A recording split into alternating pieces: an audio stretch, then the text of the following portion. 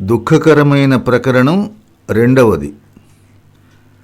నిర్ణయించిన రోజు రానే వచ్చింది. ఆనాటి నా స్థితిని గురించి వర్ణించలేను. ఒకవైపు సంస్కరణాభిలాష, మరొక వైపు జీవితంలో గొప్ప మార్పు వస్తుందనే భావం, ఇంకోవైపు దొంగలా చాటుగా ఈ పని చేస్తున్నాననే బిడియం, బాధ. వీటిలో ప్రాధాన్యం దేనిదో చెప్పలేను.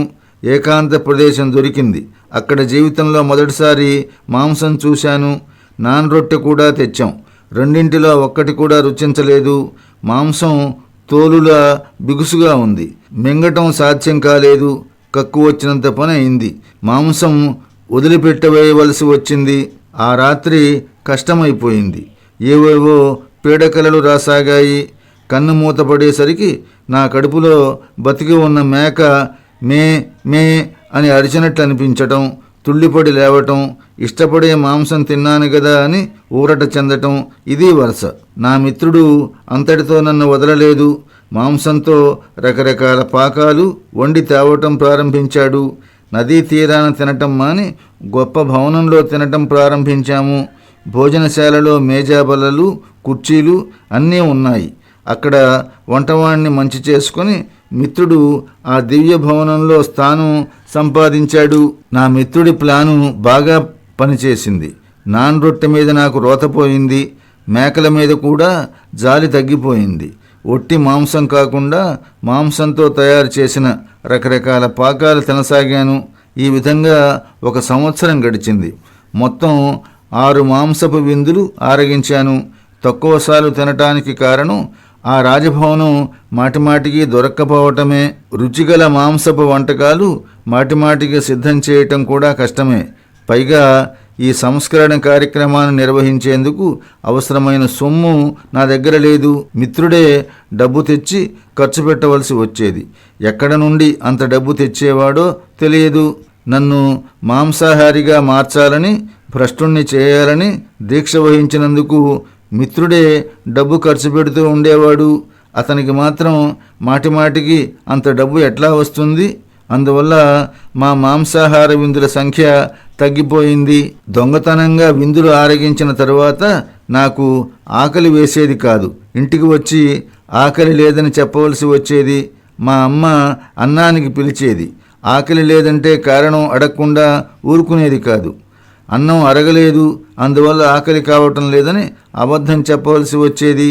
ఈ విధంగా అబద్ధాలు చెబుతున్నప్పుడు బాధగా ఉండేది. అమ్మకు అబద్ధం చెబుతున్నాను అని కుమిలిపోయేవాణ్ణి. మా బిడ్డలు మాంసాహారునైనారని తెలిస్తే మా తల్లిదండ్రుల గుండెలు బద్దలైపోతాయని నాకు తెలుసు. ఈ విషయాన్ని తలుచుకొని బాధపడుతూ ఉండేవాణ్ణి. మాంసభక్షణను గురించి హిందూ దేశంలో ప్రచారం చేయటం ఎంతో అవసరం అన్నమాట నిజమే. కానీ తల్లిదండ్రుల్ని మోసగించటం, వారికి అబద్ధం చెప్పటం సబబా? అందువల్ల వారు జీవించి ఉన్నంత వరకు ఇక మాంసం తినకూడదు. నేను పెద్దవాణ్ణి అయిన తర్వాత బహిరంగంగా తింటాను. ఈ లోపల మాంసభక్షణ విరమించి వేస్తాను అన్న నిర్ణయానికి వచ్చాను. నా ఈ నిర్ణయాన్ని మిత్రుడికి తెలియజేశాను. తమ కొడుకులిద్దరూ మాంసాహారులైనారన్న విషయం మా తల్లిదండ్రులకు తెలియదు. మా తల్లిదండ్రుల ముందు అబద్ధాలాడకూడదని నిర్ణయించుకుని మాంసభక్షణ మానివేశానే కానీ నా ఆ మిత్రుని సావాసం మాత్రం నేను మానలేదు. ఇతరుల్ని సంస్కరించాలనే కోరిక నన్ను నిలువున ముంచివేసింది. చివరకు ఆ సావాస ఫలితం ఇంతగా హానికారి అవుతుందని నేను అప్పుడు ఊహించలేదు. అతడితో స్నేహం నన్ను వ్యభిచార రంగంలో కూడా దింపేదే. కానీ త్రుటిలో ఆ ప్రమాదం తప్పిపోయింది. ఒకరోజున అతడు నన్ను ఒక వేశ్య ఇంటికి తీసుకుని వెళ్ళాడు. కొన్ని వివరాలు చెప్పి నన్ను వేశ్య గదిలోకి పంపాడు. అవసరమైన ఏర్పాట్లు అదివరకే అతడు చేశాడు. ఇవ్వవలసిన సొమ్ము అదివరకే ఇచ్చివేశాడు. నేను పాపపు కోరల్లో చిక్కుకుపోయాను. కానీ భగవంతుడు నన్ను రక్షించాడు. ఆ పాపపు గుహలో నాకు కళ్ళు కనపడలేదు, నోట మాట రాలేదు. పరుపు మీద నేను ఆమె ప్రక్కన కూర్చున్నాను. నా నోరు మూసుకుపోయింది. ఆమె చాలాసేపు ఓపిక పట్టింది. ఇక పట్టలేక తిట్టడం ప్రారంభించింది. ద్వారం చూపించి వెళ్ళిపోమ్మంది. నా మగతనానికి అవమానం కలిగినట్లనిపించింది. సిగ్గుపడిపోయాను. భూమి తనలో నన్ను ఇముడ్చుకోకూడదా అని అనిపించింది. అయితే ఆ ఆపద నుండి నన్ను రక్షించినందుకు భగవంతుణ్ణి ప్రార్థిస్తూ ఉన్నాను. నా జీవితంలో ఇటువంటి ఘట్టాలు 4 సార్లు జరిగాయి. అదృష్టం వల్ల వాటి నుండి బయటపడ్డాను. నా ప్రయత్నం కంటే నా అదృష్టమే తోడ్పడిందని చెప్పవచ్చు. ఇవన్నీ తప్పుడు పనులే. నా పతనానికి కారణం విషయవాంఛలే. ఈ వ్యవహారంలో అవే ఎక్కువగా పనిచేశాయి. నేను వాటికి లొంగిపోయాను. నిజానికి క్రియ ఎట్టిదో అందుకు తోడ్పడే భావం కూడా అట్టిదే. కానీ లౌకిక దృష్టితో చూస్తే నేను నిర్దోషిని.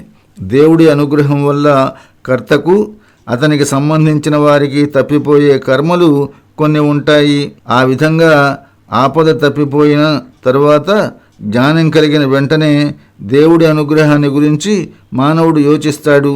మనిషి వికారాలకు లోనవటం అందరికీ తెలిసిన విషయమే. అదేవిధంగా భగవంతుడు అడ్డుపడి ఆ వికారాన్ని తొలగించి మనిషిని రక్షిస్తూ ఉండటం కూడా అందరికీ తెలిసిన విషయమే. ఇదంతా ఎలా జరుగుతున్నది? మానవుడు ఎంతవరకు స్వతంత్రుడు, ఎంతవరకు పరతంత్రుడు, పురుష ప్రయత్నం ఎంతవరకు పనిచేస్తుంది, భగవదేచ్ఛ ఎప్పుడు రంగంలో ప్రవేశిస్తుంది? ఇదంతా పెద్ద వ్యవహారం. ఇక విషయానికి వద్దాం. ఇంత జరిగినా నా స్నేహితుని దుస్సాంగత్యాన్ని గురించి నా కళ్ళు మూసుకునే ఉన్నాయి. ఊహించి ఎరుగని అతని దోషాలు ప్రత్యక్షంగా ఇంకా నేను చూడలేదు. అప్పటి వరకు ఆ దోషాలు అతనిలో లేవనే భావించాను. వాటిని గురించి తరువాత వివరిస్తాను. అప్పటి మరో విషయం వ్రాయటం అవసరమని భావిస్తున్నాను. మా దంపతుల మధ్య ఏర్పడిన విభేదాలకు, జరిగిన కలహాలకు కారణం కూడా అతడి స్నేహమే. మొదటే వ్రాశాను, నేను నా భార్య ఎడ మిక్కిలి ప్రేమ కలవాణ్ణని. దానితో పాటు ఆమె ఎడల నాకు అనుమానం కూడా ఏర్పడింది. ఇందుకు కారణం ఆ స్నేహమే. మిత్రుడు చెప్పిన మాటల్ని నిజాలని పూర్తిగా నమ్మాను. మిత్రుని మాటలు నమ్మి నా భార్యను కష్టాల పాలు చేశాను. నేను ఆమెను హింస పెట్టాను. అందుకు నన్ను నేను క్షమించుకోలేను. ఇలాంటి కష్టాలు హిందూ స్త్రీయే సహిస్తుంది. అందువల్లనే స్త్రీని నేను ఓర్పుకు, సహనశక్తికి ప్రతీక అని భావిస్తాను. నౌకరును అపోహతో అనుమానిస్తే అతడు ఉద్యోగం మానుకొని వెళ్ళిపోతాడు. కన్న కొడుకుని అవమానిస్తే ఇల్లు వదిలి వెళ్ళిపోతాడు. స్నేహితులలో అనుమానం పెరిగితే స్నేహం దెబ్బతింటుంది.